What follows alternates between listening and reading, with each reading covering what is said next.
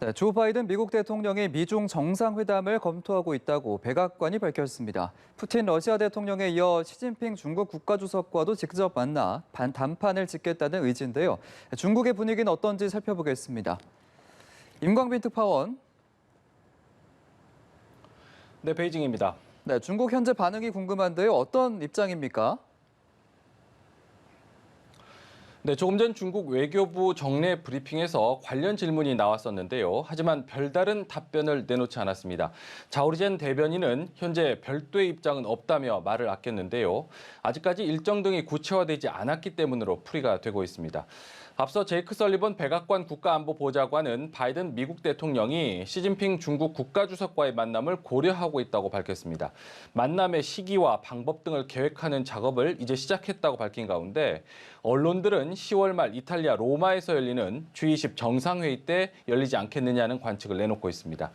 만약 10월 로마에서 얼굴을 마주하게 된다면 지난 1월 바이든 대통령이 취임한 지 9개월 만에 대면 회담이 되는 것입니다.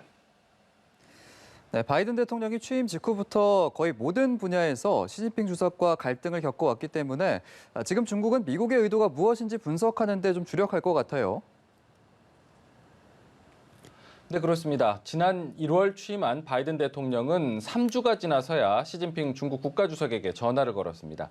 당시 시진핑 주석 역시 통상적인 축전조차 보내지 않을 정도로 기싸움을 벌인 만큼 첫 통화에서부터 격하게 충돌을 했는데요. 무려 2시간 동안 이어진 통화에서 바이든 대통령은 홍콩과 신장의 인권 문제, 또 대만 이슈, 불공정 문제 등을 앞세워 압박했고 시 주석은 내정 간섭이라며 설전을 벌인 것입니다. 지난 4월 바이든 대통령이 주최한 기후 정상회의에서도 시 주석과 첫 화상 대면을 했지만 직접 대화는 없었습니다. 바이든 대통령은 취임 이후부터 쿼드를 비롯해서 최근에는 G7과 나토, EU 등 주요 다자 정상회의에 잇따라 참석해서 대중국 견제 목소리를 키워왔습니다. 이에 대해 중국도 거친 표현을 써가며 미국을 비난했습니다. 美国病了，病得不轻。七国集团还是给美国把脉，开药方吧。 네, 말씀해 주신 것처럼 미국이 홍콩 인권 문제에 네, 대해서도 앞서 말씀드린 대로 중국 당국도 백악관의 정확한 의도를 파악하고 대응 방안을 마련하는데 분주할 것으로 보입니다. 네. 자, 말씀해 주신 것처럼 미국이 홍콩 인권 문제에 대해서도 계속해서 중국을 압박해 왔었는데요. 이런 가운데 홍콩에서 반중 성향의 한 매체가 이달 안에 문을 닫을 수 있다 이런 소문이 돌고 있다고요. 네, 그렇습니다. 홍콩의 대표적인 반중 매체죠. 빈과일보에 대해서 어제 홍콩 경찰이 홍콩 보안법을 적용해 압수수색과 함께 우리 돈 26억 원에 달하는 자산을 동결시켰습니다. 홍콩에서는 중국의 공산당 창당 100주년 기념일이자 홍콩 주권 반환일인 다음 달 1일 이전에 폐간될 것이라는 소문이 확산하고 있습니다.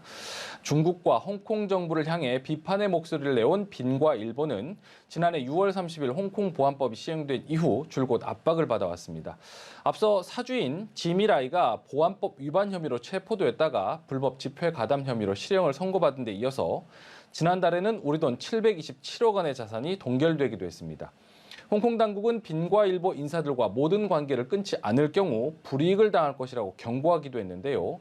반중 목소리를 내는 데 대한 압박이 더욱 가혹해지고 있습니다. 자, 이 같은 홍콩 당국의 조치에 대해서 미국이 탄압 중단을 촉구했다고요. 네, 미국 국무부 네드 프라이스 대변인은 홍콩 당국의 조치를 강력히 규탄한다며 그들의 즉각적인 석방을 촉구한다고 밝혔습니다. 특히 국가 안보를 위태롭게 하고자 외세와 결탁했다며 홍콩 당국이 적용한 보안법 위반 혐의에 대해서는 전적으로 정치적 동기가 있는 것으로 보인다고 말했습니다. 미국은 최근 G7과 나토, EU와 이딴 정상회의에서 홍콩의 민주화와 자치권을 훼손했다며 중국을 비판하기도 했는데요. 중국 정부는 이번 사태와 관련해 서방이 간섭할 일이 아니라고 선을 그었습니다. 중국 외교부 홍콩 주재 특파원 공서 대변인은 성명을 통해서 외부 세력은 어떤 형식으로라도 홍콩과 중국 내정에 개입하지 말 것을 촉구한다고 밝혔습니다. 중국의 공산당 기관지 인민일보도 빈과일보에 대해서 폭력을 선동하고 루머를 퍼뜨렸으며 홍콩을 팔아넘긴 언론의 수치라고 공격했습니다. 자, 그리고 대만 해협을 둘러싼 미중 간 신경전 계속해서 이어지고 있는데요. 군사적 긴장감도 높아지고 있죠. 네, 미국이 최근 대만과의 왕래를 확대하고 관련 목소리를 키우면서 중국이 예민하게 반응하고 있습니다.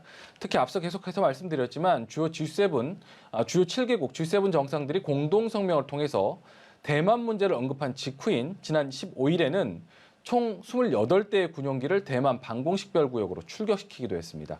역대 최대 규모의 공중 무력 시위를 펼치면서 처음으로 대만 동부 해안으로까지 전투훈련 범위를 확대하기도 했습니다. 이런 가운데 중국 군용기가 오늘도 대만 방공식별구역에 진입했는데 대만도 공군기를 긴급 출격시키는가 하면 지상 방공미사일 부대도 추적에 나서며 긴박하게 대응한 것으로 알려졌습니다. 대만 해협에서의 군사적 긴장감이 높아지는 가운데 대만 동부 지역에는 대만판 사드로 불리는 텐궁 3 미사일이 실전 배치되기도 했습니다. 대만이 자체 개발한 텐궁 3 미사일은 유사시 중국에서 날아오는 탄도 미사일을 요격하기 위한 고고도 대공 미사일인데요. 중국 군용기의 무단 진입을 좌시하지 않겠다는 의지를 보여주는 것이라는 평가가 나오고 있습니다. 네, 그리고 마지막으로요. 어제 중국이 독자적인 우주정거장 건설을 위해서 유인 우주선을 발사했습니다. 대대적인 선전에 나서고 있는 상황이라고요. 네, 그렇습니다. 중국의 관영 CCTV 뉴스 채널은 선저우 12호 발사 당일인 어제 종일은 물론이고요. 오늘도 매시간 뉴스마다 관련 소식을 빼놓지 않고 보도하고 있습니다. 오늘은 우주 비행사들이 우주정거장 모듈에 처음 도착한 모습을 생중계하기도 했습니다. 중국 당국은 물론 관영 매체들도 다음 달 1일 공산당 창당 100주년을 앞두고 이번 유인 우주선 발사를 대대적으로 선전하고 있습니다. 중국에서 유인 우주선이 발사된 것은 지난 2016년 선저우 11호 이후 5년 만입니다. 내년 말까지 독자 우주정거장 텐궁을 완성하기 위해서인데요. 현재 미국과 러시아 등이 공동 운영 중인 국제 우주정거장이 있지만 2024년까지만 운영될 예정이어서 그 이후부터는 중국의 텐궁이 유일한 우주정거장이 되는 것입니다. 우주 최강국이 되겠다는 이른바 중국의 우주굴기가 속도를 내고 있습니다. 지금까지 베이징에서 전해드렸습니다.